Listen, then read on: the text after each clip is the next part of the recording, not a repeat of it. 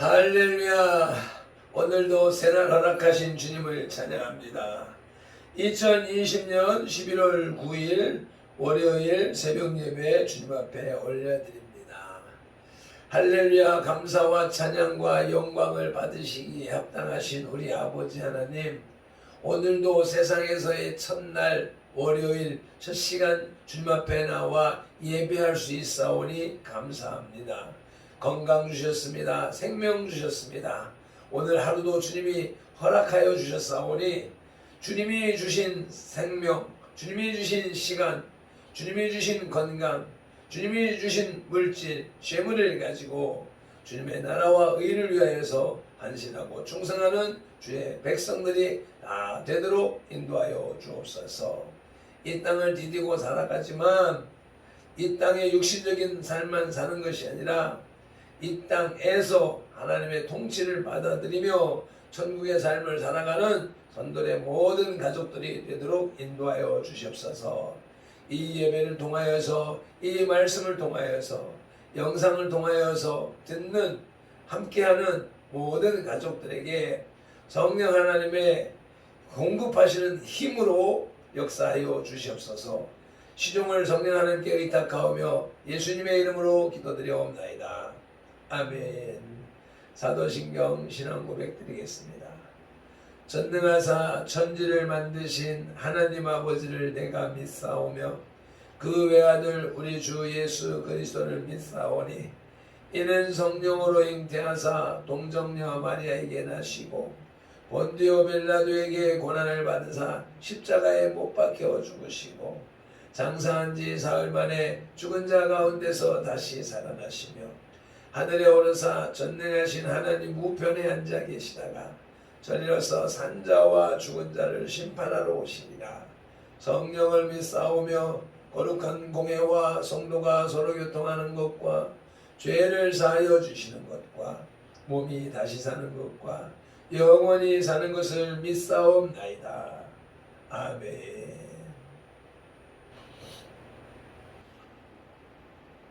오늘의 말씀 사도행전 5장 17절로 23절 말씀을 함께 합독하시겠습니다.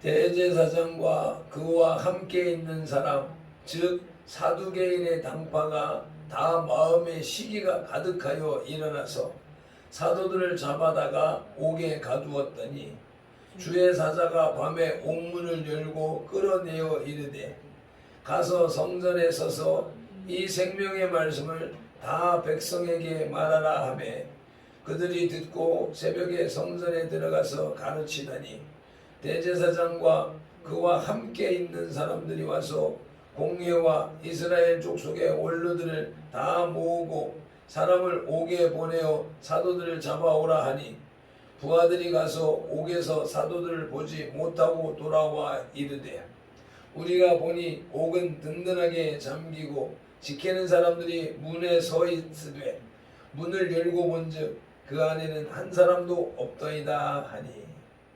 아멘.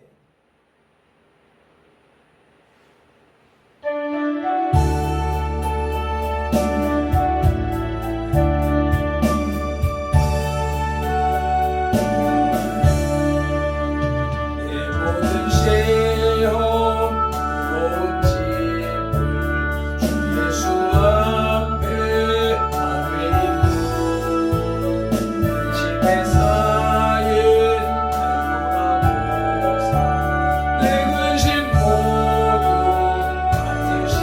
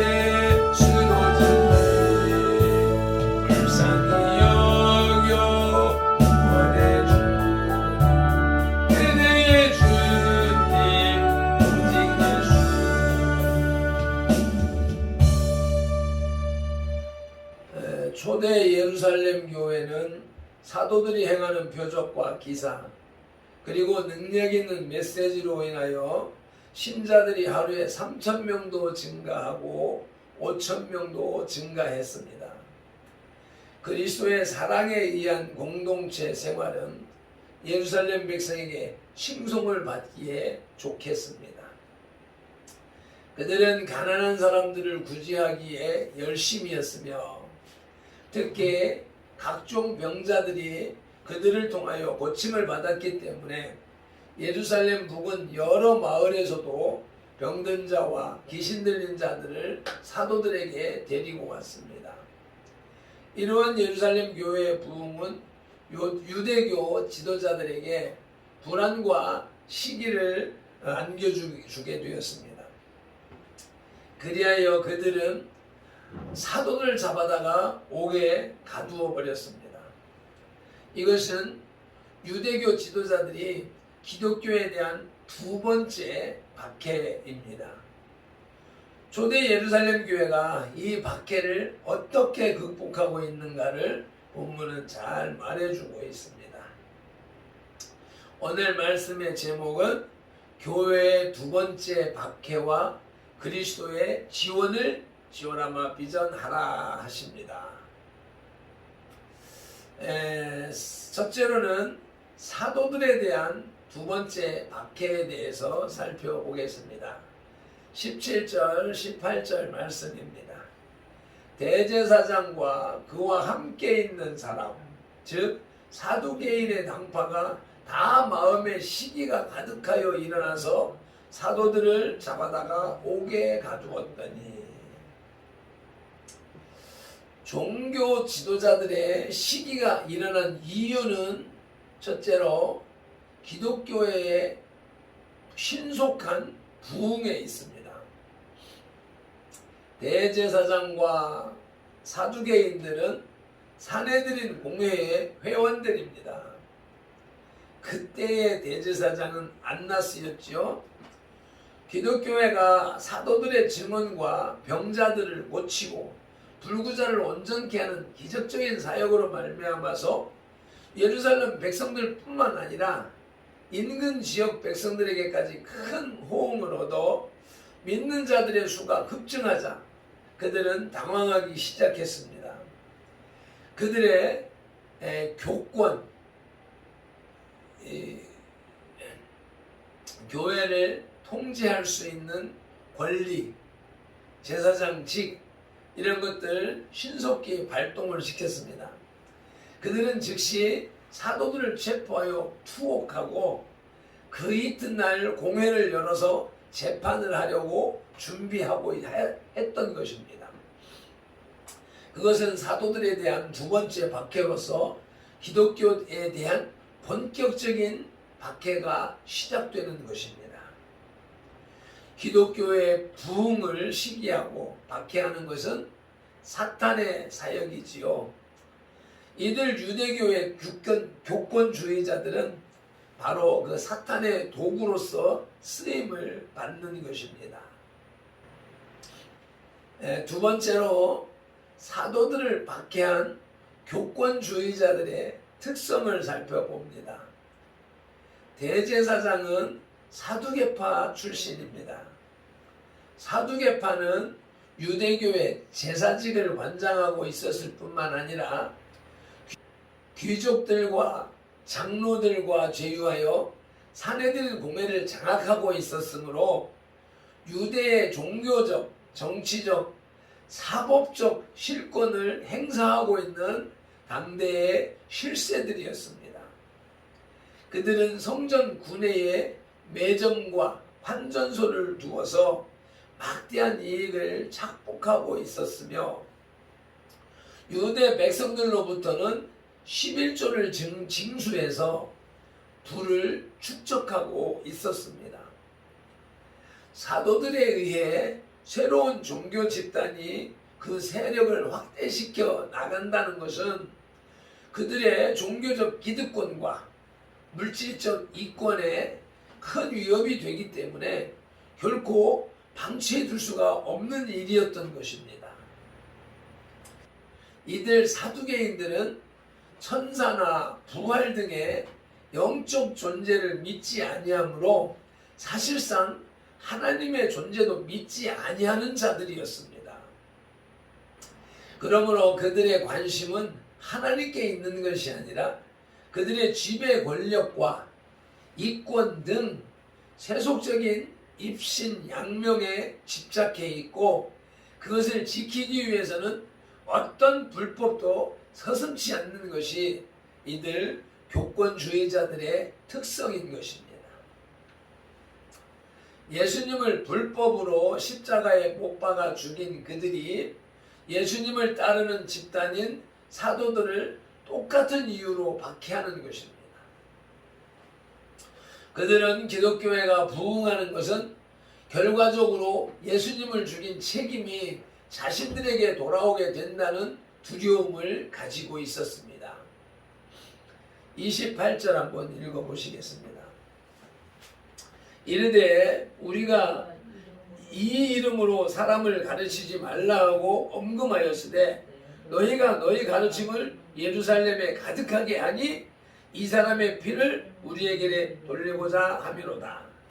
예수 그리스도의 십자가에 흘리신 피의 책임을 자신들에게 돌리려 하는 것이라고 인식하고 있었다는 것이지요.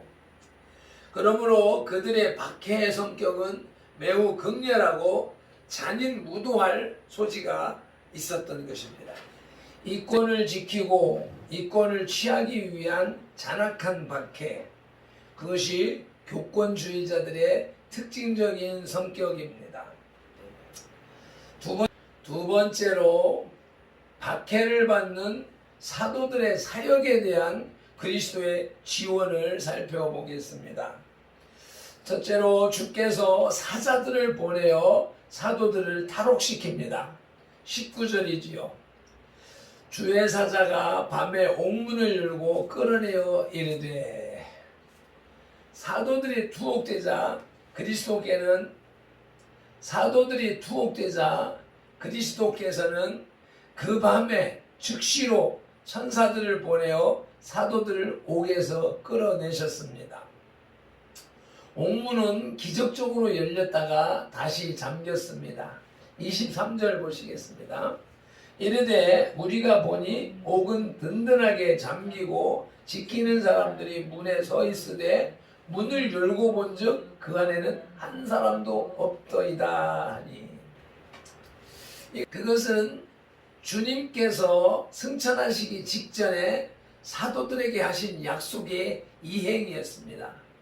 마태복음 28장 19절로 20절 말씀에 그러므로 너희는 가서 모든 민족을 제자로 삼아 아버지와 아들과 성령의 이름으로 세례를 주고 내가 너희에게 분부한 모든 것을 가르쳐 지키게 하라. 볼지어다 내가 세상 끝날까지 너희와 항상 함께 있으리라 하시니라. 내가 세상 끝날까지 너희와 항상 함께 있으리라는 약속의 말씀이 이행된 것이지요. 성결된 무리들에 대한 주님의 지원은 즉각적인 응답으로 나타납니다. 20절 말씀 보시겠습니다. 가서 성전에 서서 이 생명의 말씀을 다 백성에게 말하라 하매, 사도들의 사역에 대한 그리스도의 지원 두 번째로는 생명의 말씀을 전하라 하십니다. 주님께서 보내신 천사들이 사도들을 탈옥시키면서 명령한 것은 박해를 두려워하지 말고 담대히 생명의 말씀을 전하라는 것이었습니다. 하나님의 말씀에 대한 선교와 교육은 때와 장소에 구애됨이 없어야 한다는 말씀입니다. 그것은 명령이기 때문에 어떤 일이 있어도 복종, 수행해야 하며, 그것은 생명의 말씀이기 때문에 생명을 바쳐서 증거해야 하는 것입니다.